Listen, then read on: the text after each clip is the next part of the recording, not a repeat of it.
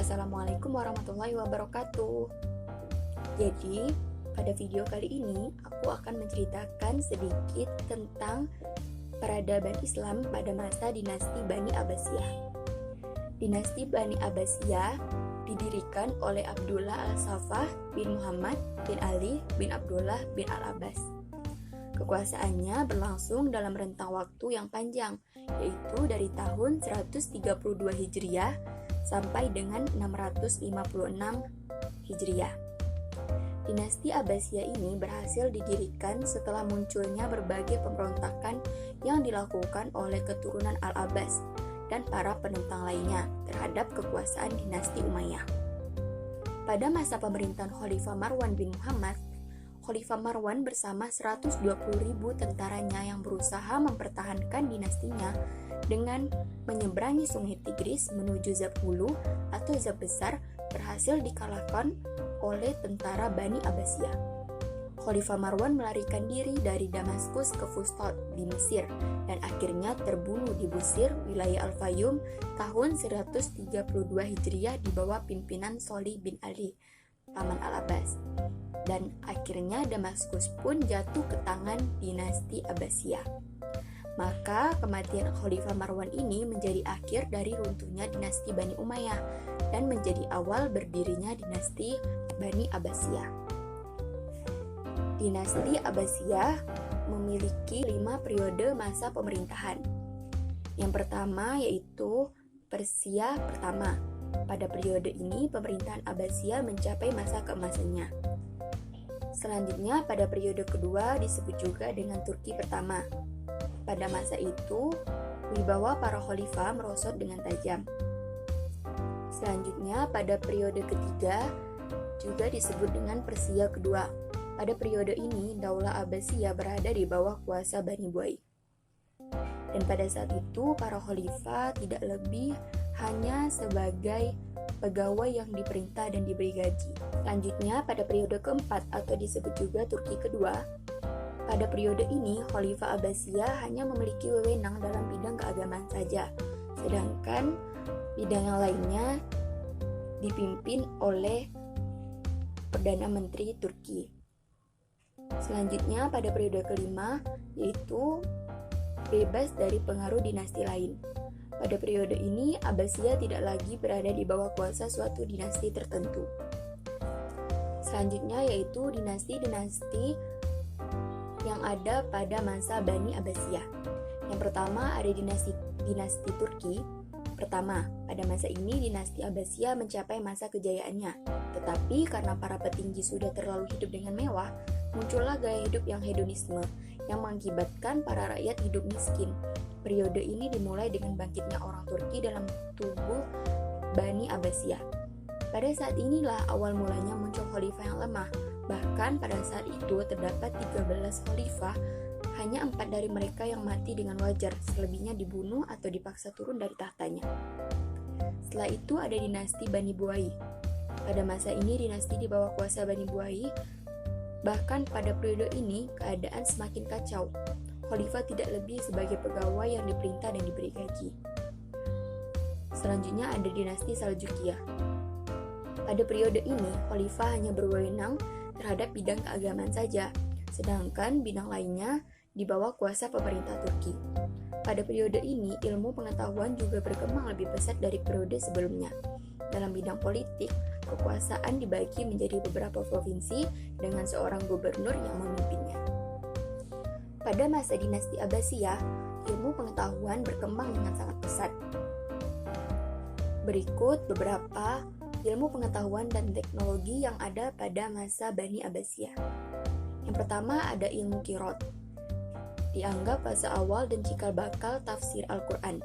Penyebab terjadinya beragam qiraat menjadi 7. Ahli qiraat yang terkenal yaitu Yahya bin Haris Az-Zamari, Hamzah bin Habib Az-Zayyad, Abu Abdurrahman Al-Mukri, dan Khalaf bin Hisham Al-Bazar. Yang kedua ada tafsir. Ahli tafsir yang terkenal pada masa itu yaitu Abdullah bin Abbas, Muqatil bin Sulaiman Al-Azadi, Muhammad bin Ishaq, Jarir At-Tabari. Yang ketiga ada hadis.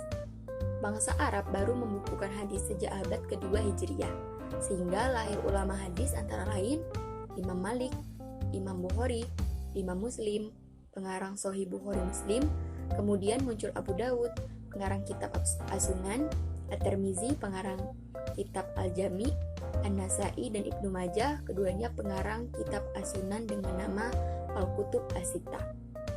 Yang keempat ada ilmu fikih.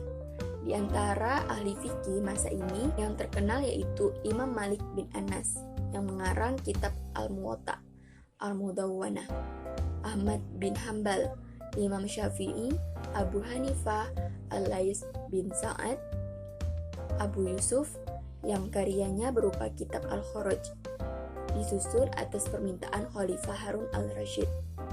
Yang kelima ada ilmu kalam.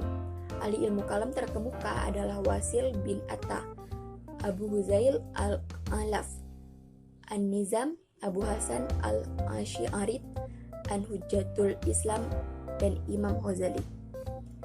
Selanjutnya ilmu nahwu. Ahli ilmu nahwu Basrah disebut ahli logika. Di antaranya ilmu itu adalah Al-Asma'i dan Abu Ubaidah. Al-Mubarad, pengarang kitab Al-Kamil. Setelah itu ada kesastraan.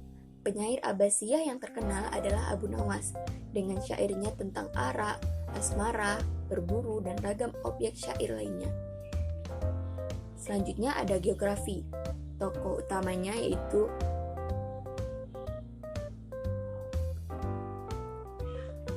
Ibnu Qurtubi yang menulis kitab Al-Masalik.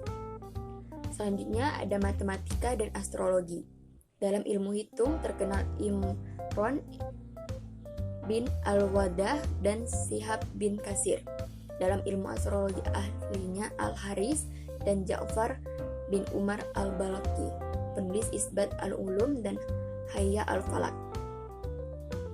Selanjutnya ilmu astronomi. Ibnu Mas'ar awalnya adalah ahli hadis, kemudian mempelajari astronomi dan setelah 47 tahun berhasil membuat karya. Selanjutnya ada kimia. Jabir Ibnu Hayyan atau ahli kimia adalah orang Tarsus di Eropa terkenal dengan nama Gaber. Ia banyak menulis buku kimia, pertambangan, dan batu-batuan yang bermanfaat bagi Eropa. Setelah itu ada ilmu filsafat. Tokoh pertama yang mengenalkan filsafat Yunani ke dalam dunia Islam adalah Al-Kindi. Berikutnya sejarah. Hisham bin Muhammad Al-Kalbi dan ayahnya adalah orang pertama bangsa Arab yang menulis dalam ilmu sejarah. Selanjutnya ilmu kedokteran. Bapak kedokteran dunia yaitu Ibnu Sina, yang kitabnya yang terkenal adalah Qanun fi al-Tibb, dasar-dasar ilmu kedokteran. Yang terakhir ada seni dan arsitektur. Seni dekor mengalami kemajuan pesat pada masa Abu Ja'far al-Mansur. Selanjutnya yaitu tentang pendidikan Islam pada masa dinasti Abbasiyah. Pada masa dinasti Abbasiyah, pendidikan dan pengajaran berkembang dengan sangat pesat, sehingga anak-anak bahkan orang dewasa berlomba-lomba menuntut ilmu pengetahuan, melawat ke pusat-pusat pendidikan, meninggalkan kampung halaman mereka demi untuk mendapatkan ilmu pengetahuan. Dan salah satu indikator berkembang pesatnya pendidikan dan pengajaran ditandai dengan berkembang luasnya lembaga-lembaga pendidikan Islam. Pada saat itu ada perpustakaan Bait Al-Hikmah dan Darul Hikmah yang menjadi pusat kebudayaan Islam dinasti Abbasiyah. Baiklah, mungkin itu saja yang dapat saya sampaikan. Siapapun yang berjuang mencari ilmu karena Allah akan dijaga setiap langkah perjalanannya sampai ia kembali. Sekian, terima kasih. Wassalamualaikum warahmatullahi wabarakatuh.